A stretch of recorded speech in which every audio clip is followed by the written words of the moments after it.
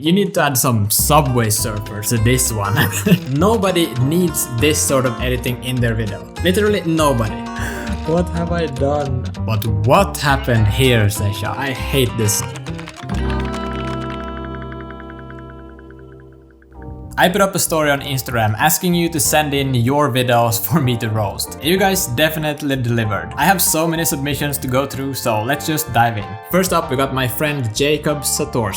Alright Jacob, let's see what you have submitted here. These mistakes make your videos look cheap as f. When I started recording videos, I used to set my ISO on auto. Never do this, please. The ISO Yep, definitely don't use auto ISO.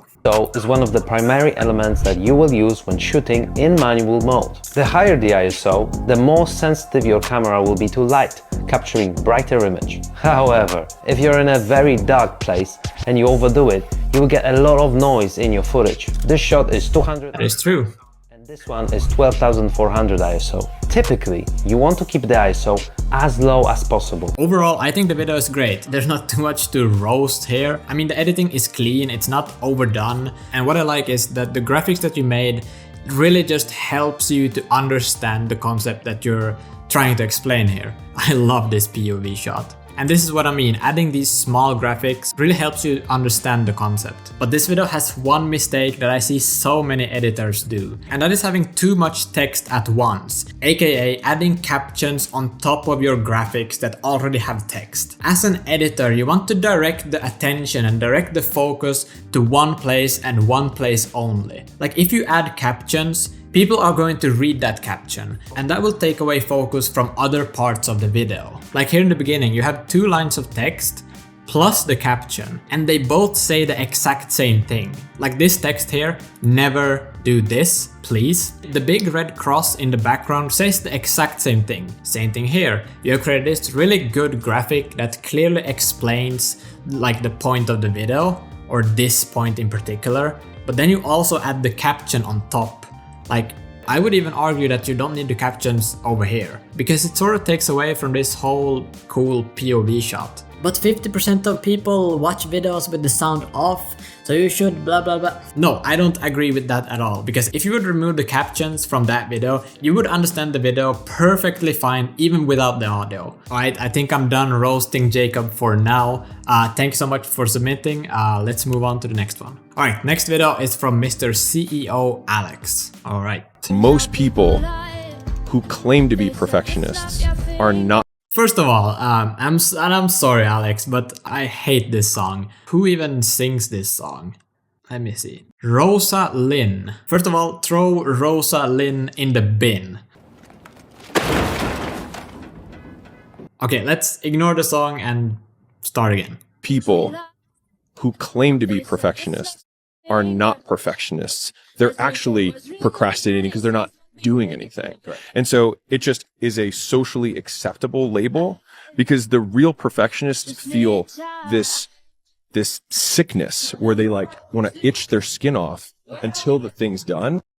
Okay, apart from the song, at first glance, this video is actually pretty well edited. Like technically it's great. There are many things in this video that most editors can't do. So good job on that. But once we start breaking down the video and the content inside, it starts to fall apart a little bit. Perfectionists is spelled wrong. Since English is your second language, I'll give you a pass on this one, okay? But the thing that annoys me is when Alex Formosa here says they're actually procrastinating. There's no visuals or anything about that. Like the whole point of this podcast clip here is that perfectionists are actually procrastinating. So before you start editing and doing fancy stuff, just like sit back for a minute and think, what is this video about? What is this clip trying to explain? This video is about most people that think they are perfectionists are actually procrastinators. Then you can start thinking about the video as a whole and not like just these individual graphic pieces. Does that make sense? Want to itch their skin off until the thing's done. You've actually done it perfectly on the last graphic here, when it says until the thing is done.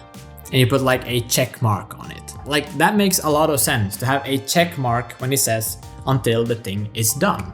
I think Alex is like 14, 15 years old something, and already being this good as a video editor is like insane. Like, I wouldn't be able to do anything like that when I was 14, 15, 16, I don't know, 20 years old. Yeah, thank you for submitting. If you keep this up, you got a great future in video editing. Okay, next up we got Sam Huckster. Is that your real name? I mean, that name sounds so freaking baller. Let's see what Sam has submitted for us today. Level up your personal brand in 30 seconds, part 1. The bio. These are some of the most profitable creators in the industry, and here's how they're structuring their bios. First line, what do you do and what do you offer? For example, helping online coaches build personal brands. Second line, credibility and who are you? Tell people a bit about your social proof and your personal journey. For example, scaled a tax firm from 10k a month to 200k a month. And then finally, third line is call to action. This is where we're going to push traffic to the next stage of our funnel, whether that be a VSL, a buy now link, or a free course. And then after that, obviously, attach the link. Comment the word bio for a load of free examples and follow for more value like this. Oh wee, what do I even comment on this? The actual content itself is really valuable, and I should probably update my bio after seeing this. But yeah, I'm here to roast the editing. What do you even roast here? First of all, the pacing is perfect. I love the calm music, accompanied by the fast sound effects. It just creates this beautiful pacing in the video. Level up your personal brand in 30 seconds, part 1. The bio. These are some of the most profitable creators in the industry. And talking about the sound effects, like the risers, scribbles, whooshes, all those, they really elevate the video, but they aren't too loud, so they don't take over the whole video. They're just perfectly balanced. At first I thought the anime clips were cool, then I was like, why is there anime clips in here? But my final conclusion is that those clips actually make it personal to Sam's videos, which I think is great. If you check out his other videos, the same style is applied. So whenever Sam's videos pop up in my feed, I can immediately tell that it's his video. I really enjoyed this video. Thank you so much, Sam, for submitting. Your content is incredible. Just keep it up. Right, next up we got Yousef.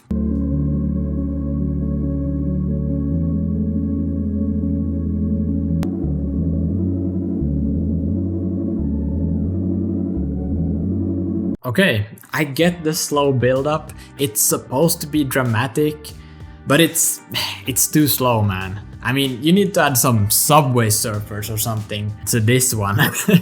I'm not saying like speeding up things is always the solution. Like, there's a time and place for like slow build-ups and things, but I honestly think that this video could be half as long and have double the amount of clips in it. And this whole video is shot on a tripod. You could add some zoom ins and zoom outs in post to make the video feel a little bit more alive, and pair that with some sound effects, maybe some scribble sounds. But yeah, thank you so much, Yousef, for submitting. Okay, next up we got Cam Harvey. Here's how to recreate this transition. It's how this guy generated over 600k views with just 2 shots and 2 steps. Let's break it down. Film 2 shots with the exact same motion, and then lastly, try and make sure your framing matches almost perfectly. Then just cut on the tap motion, and if you really want to sell it, add some blur and some sound effects. Comment tap tap, and I'll send you the ones I use. And you should be left with something a little bit like this. I love the pacing in this video. So here, when you talk about this guy, you don't really get a chance to see who it is, except for at the top of the video. But as you can see, if I watch it on my phone, like the notch here like completely covers the name, so you can't really see what guy you're referring to. So maybe slow this down a little bit. I know that would sacrifice the good pacing in this video, but yeah, just an idea. Exact same motion, and then lastly, try and make sure your framing matches almost perfectly. I think your skin tones look a little bit green, so your white balance might be a little off. Let me pull this up in Premiere and I'll show you how to get correct skin tones every single time. So what you want to do is come over to the color workspace. Then you want to go over to Lumetri Scopes, click this wrench over here and open up Vector Scope YUV. Okay, so what you can do is mask out a piece of your skin color. So I would maybe pick this section that right here, that is the best lit. So just mask that out and come over to the Lumetri Scopes. And this line over here is called the skin tone line. And as you can see, your skin tones is a little bit off the skin tone line. and they're more towards the green yellowish. So what you want to do is come over to the temperature and tint inside of Lumetri Color and adjust these a little bit. So if I bring this tint a little bit more to the magenta side, you can see that the skin tone is now on the skin tone line. So if we remove this mask, you can see the difference. Before, after. I would even warm up the image a little bit. We went from this to this. Otherwise, great video. Thank you so much for submitting. Alright, next up we have Amar Darwish. And let me tell you, he is one of the best short form editors that I've ever seen. Like, you'll see when I play this next video. It's absolutely incredible. Name a luxury watch brand. I'm probably willing to bet most of you thought Rolex. Maybe that's because you watched a James Bond film 5 years ago, or maybe it's because you saw a celebrity wearing it on the red carpet, or maybe even one of your friends has it and says it's the best watch on the market. Whatever the reason, Rolex understands the importance about how people speak about their brand when they're not in the room. This is called branding. So when it comes to you buying a watch, Rolex sits at the front of your brain, ready to be purchased because of all the positive micro exposures that they've had leading up to it. So this is just unfair. And also Thomas, Amar's client, is also a GOAT. So I mean, I don't have anything to say. Name a luxury watch brand. Where do you even find these Rolex 3D models? Because you saw a celebrity wearing it on the red carpet. That match cut is so freaking satisfying. Or maybe even one of your friends has it and says it's the best watch on the market. Whatever the reason, Rolex understands the importance about how people speak about. And let me tell you one thing, I usually don't like these types of videos. I don't like these over-edited, like adding effects just for the sake of adding more effects. 90% of these sort of videos, I don't even enjoy watching. But there's just something about this video. The sound design is so satisfyingly good. But what I like most is that everything makes sense. There's nothing in this video that's unnecessary. Everything just makes sense. And that's what I love about this video. Even though it's completely over the top, like nobody needs this sort of editing in their video. Literally nobody. But man, is it cool. But I managed to find one thing to nitpick on. Which is not even Amar's fault. But the loop in the end is just terrible. That they've had leading up to it. So name a luxury watch brand. So it just adds an unnecessary cut in the end that doesn't serve any purpose. Exposures that they've had leading up to it.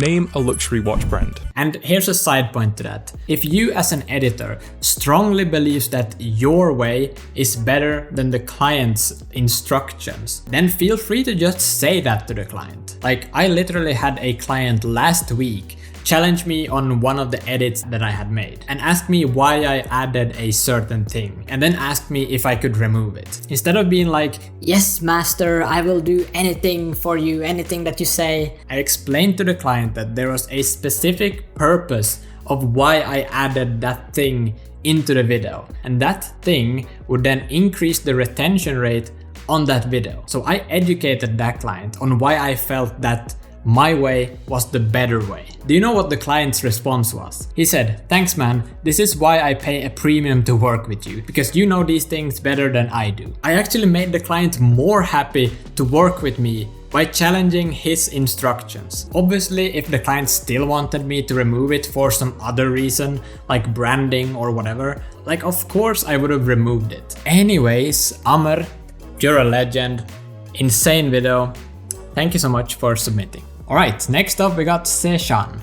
The real question is, how hard is it to actually make real money from YouTube? Firstly, to be eligible for monetization on YouTube, you need 1,000 subscribers and 4,000 hours of watch time. It took me 6 months and 52 videos to get my first 1,000 subscribers. And if we look at the averages, it actually takes on average 90 something videos to get to 1,000 subscribers. So that's quite hard. If you're thinking you're gonna start a YouTube channel and start making money from day one, that's basically not gonna happen. You have to be able to put in the effort and do this for a very long period of time, at least once a week. I say for at least 2 years before you can expect anything in return. This varies massively, but let's say on average about $2 per 1,000 views. Therefore, if you want to make $100 a month, you need 50,000 views on YouTube to make $100 a month. Alright, so overall, I think the video was pretty good.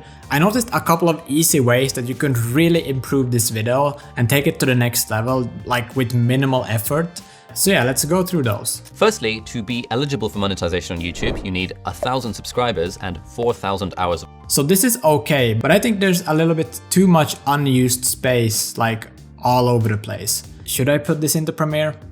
Okay, let's do it. This is not going to work well with the watermark and everything. I could probably do this better in Photoshop, now that I'm thinking about it. What have I done? I'm just trying to explain spacing, and I've ended up with this. So basically what I tried to do is like fill some of the spacing here by making these a little bit bigger and sort of keeping everything aligned, the same spacing here that it is on this side. I'm sorry about this segment, guys. I tried to fix it. Let's move on with the video, shall we? 4,000 hours of watch time. It took me 6 months and 52 videos. This is actually really clean. I like this graphic. And the rotoscoping is also not bad. So that's quite hard if you're thinking you're going to start a YouTube channel. But what happened here, Seshan? The video was super clean, had good graphics, everything was good, and then we get to this. I mean, how many different icons and graphics is happening at the same time? It's just too much. You could pick one of these and just stick with that. I also think like these sort of pictures make a video look a little bit cheap. That could be just my personal preference. I wouldn't use these, but here there's just too much going on. Also, I can't really see how this stock picture or AI generated picture adds anything to this video. In general, if you can stay away from using stock footage, I would. I prefer to use either footage that the client has shot themselves, or in rare cases I can use stock footage if it really makes sense in the video. Here, I just think it could be left out. Okay, if I pause the video here, do you know what I'm about to say? Just take a look at this for a second. This is a very common mistake that I see so many editors do. It's using different icon styles. Like this is sort of a line icon with these strokes, and this one is more modern with like a gradient, sort of like 3D feel to it. Together they just don't match. And even if I hate to say it, this is a pretty good way to spot a like more of a beginner editor to a more advanced editor. How well you can match things visually and make everything more cohesive. And this graphic here is just a bit overcomplicated.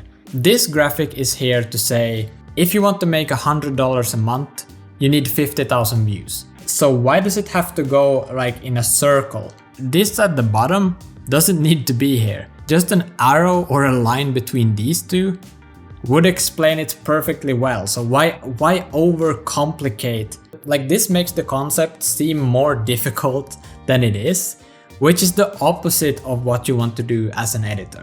Just keep it simple. Okay, even though I had quite a lot of feedback for you, Seshan, these changes are actually very simple to make. And if you would implement these things, I actually think this would be a very good video, especially if this would be like a long form edit. So yeah, great job and thank you for submitting.